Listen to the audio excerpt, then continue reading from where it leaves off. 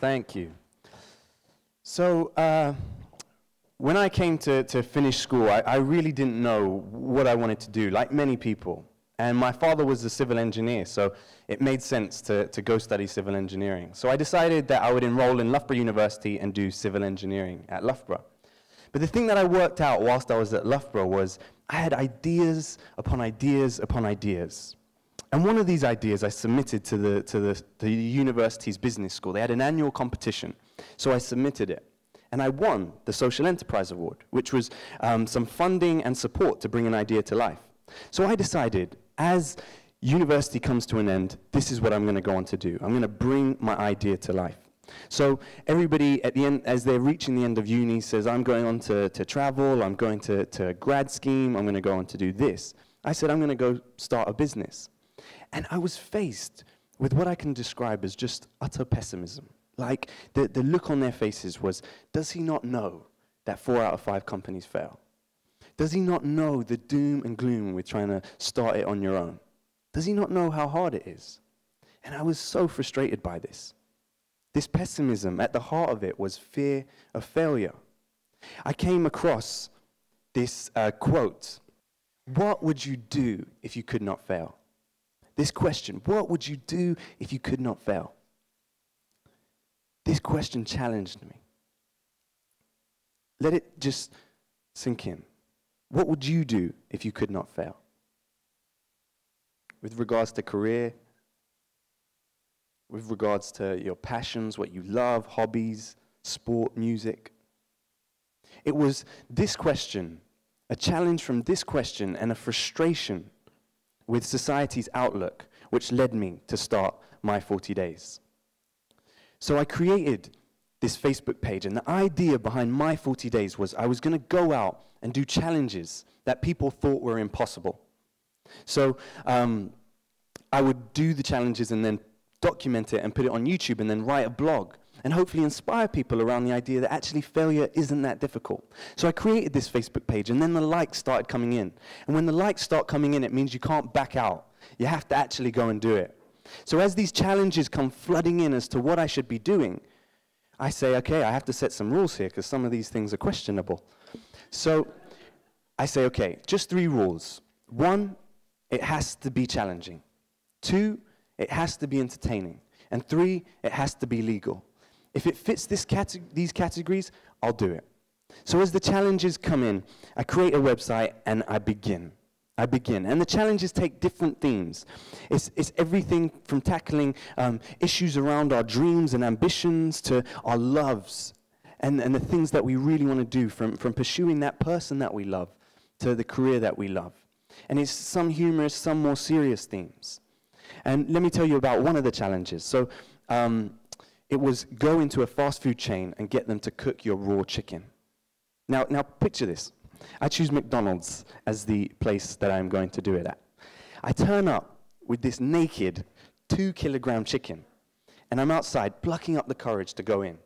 I'm like, oh my goodness, what are they going to say? So I go in, and I've never walked into a place and caused such a reaction before. This slimy, naked chicken had everybody stopping eating and looking at this guy coming in with this animal. And then behind the till, the guy couldn't believe it. He's like, what are you doing? And I had to keep a straight face and just say, I was just hoping you could cook my chicken. He's like, what? And I was like, yeah, chicken burger, I don't know, just cook it for me. He's like, Reggie, come have a look at this. Come have a look at this.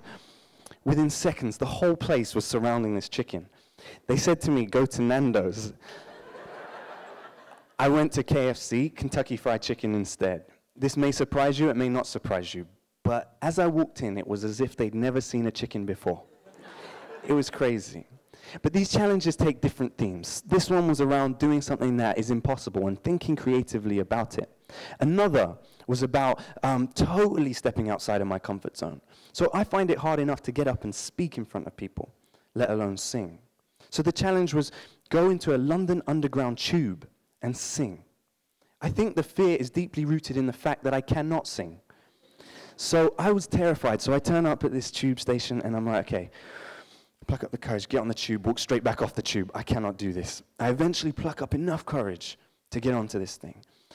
And I'm there, I'm like, hey everyone, I'm not asking for any money. I'm just asking that you join in with me. The song that I'm singing, you probably all know, is Stand By Me, so let's go. And I forget the words. So I pull out my phone, find the lyrics, I'm like, let's go again. When the night has come and the day is dawning, and I hit the chorus. Darling, darling, stand by me. Oh. And you know what? Not one person joined in. Not one person joined in. And I said, you know what, guys? I just noticed no one joined in. And the door's open. I'm like, oh, my goodness. Okay, come on in, sit down. I'm like, okay, guys, I'm not asking for any money. I have 0% confidence right now. I'm just asking that you join in with me. So I go again.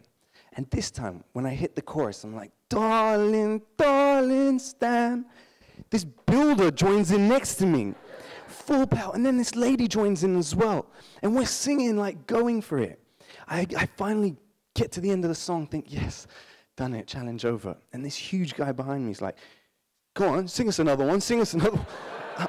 I'm like, I don't have another one. He's like, okay, sing that one again, sing that one again. I was like, okay, let's go again. I tell you no lie. By the end of that day, I had the whole carriage singing with me. There was a lady going, I've been on tubes 30 years and I've never seen anything like this. When we got nearer the city, one guy in his suit who'd just come from a meeting or something was like, join in with him, why are you not joining in with him? You couldn't make this stuff up.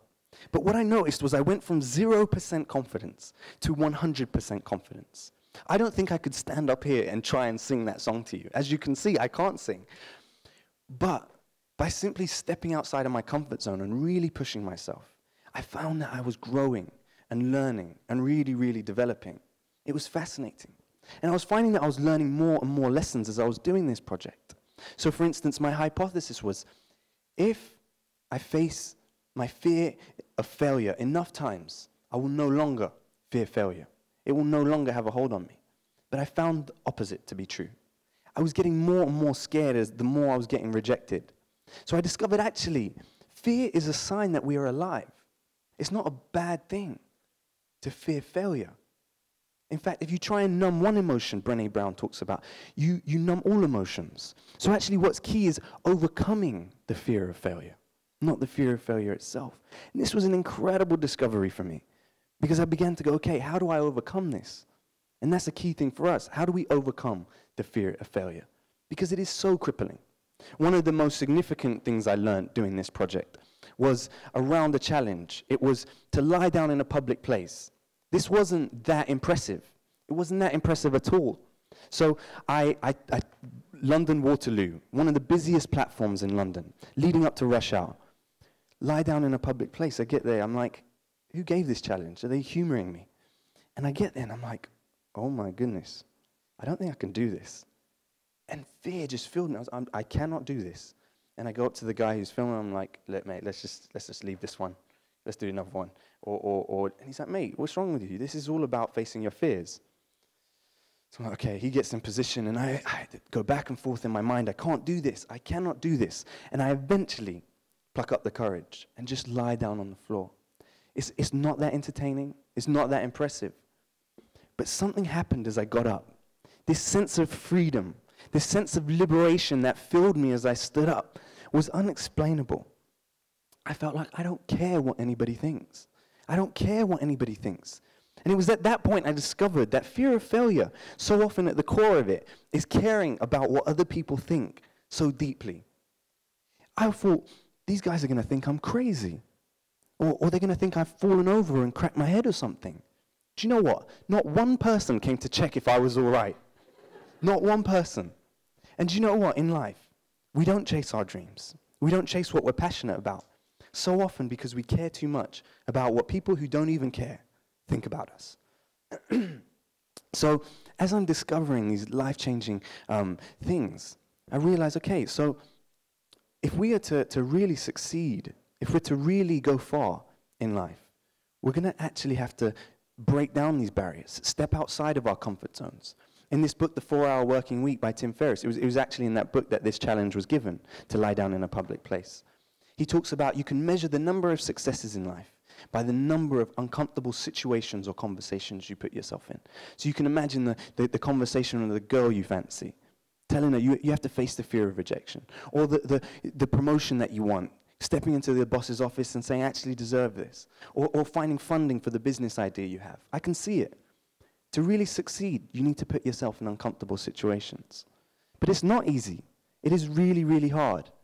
And so often it's easy to come to something like this and say, okay, yeah, I'll go home and I'll try this. I'll put myself in uncomfortable situations. But actually, it's so easy to talk about things, but to actually do them is a whole nother matter. So I'm going to throw the challenge back out at you, today, here, now. In a second, I'm going to show you a video of a challenge that I did, which was incredibly difficult and incredibly stepping outside of my comfort zone. And then I'm going to challenge you, yes, you, not the person next to you, to just stand up and sing. Any song you want, but to just stand up and sing. I sense fear filling the room right now. To just go for it. One of you may do it, 10 of you may do it. But this is about you here. So let me show you this video now. I was given the challenge to go into King's College London and take a lecture. It was the most scariest thing I've ever done. So I'm here at King's College London. I'm about to just walk on stage and take a lecture. I think they're neuroscience students. Can you believe this? Okay, let's do this.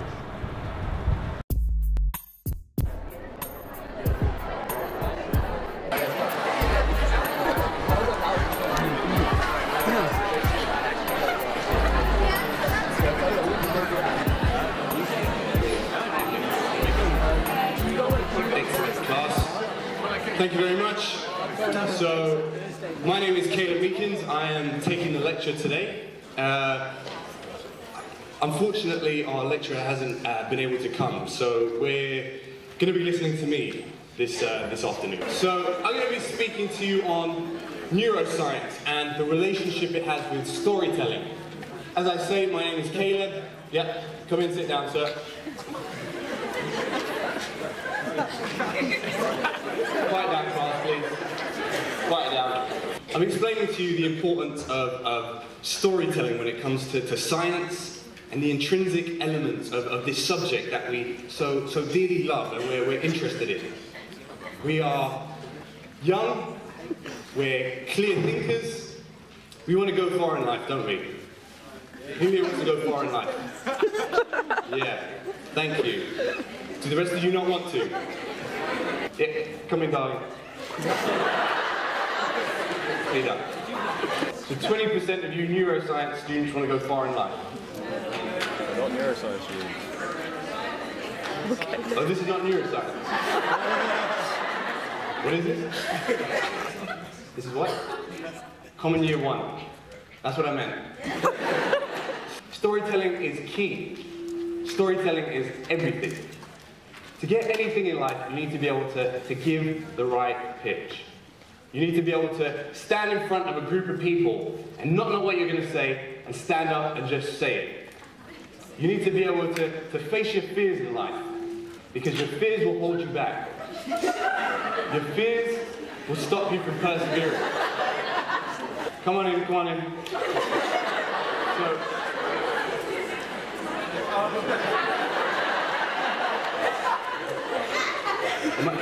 I'm Mr. Meakins. Who are you? Oh. Well, class. So my name is Meakins, as I say.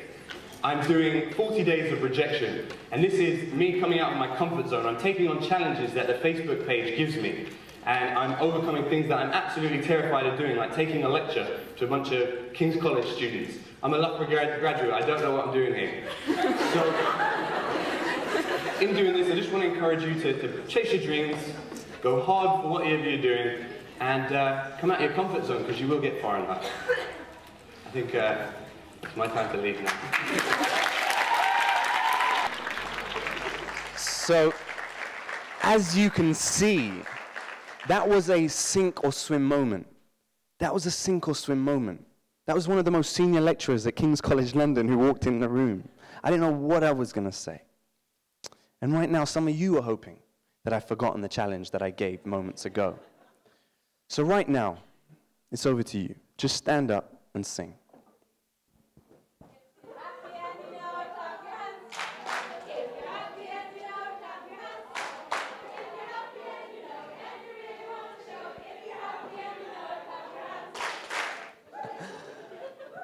Very, very good. Can we hear it?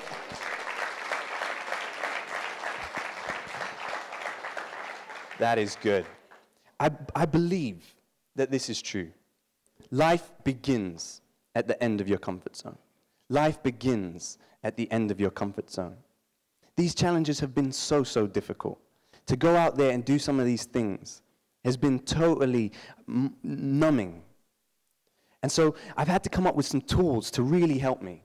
And so 5 tools which really get me through some of these challenges are this. 1, to really just go, 20 seconds of insane courage is all I need. 20 seconds of insane courage is all I need. 20 seconds of insane courage is all I need to speak to that person that I'm terrified of speaking to. 20 seconds of insane courage is all I need to send that email, to jump off that cliff in the context of bungee jumping.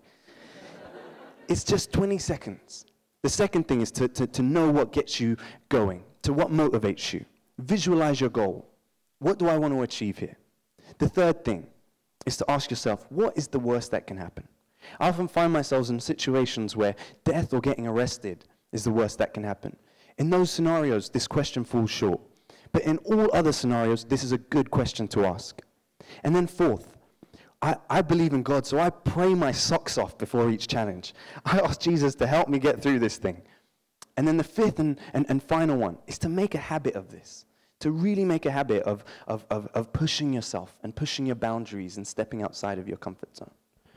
I honestly believe that when you do that, you grow. And isn't it interesting that so many of those people we esteem as successes, that we look at now as real leaders, credit failure as the reason for why they got to where they are. J.K. Rowling, 12 publishers rejected her before she was accepted. Someone would have said after 6, just give up. She's richer than the Queen now. We look at Walt Disney, who was fired for not being creative enough. What did he go on to do?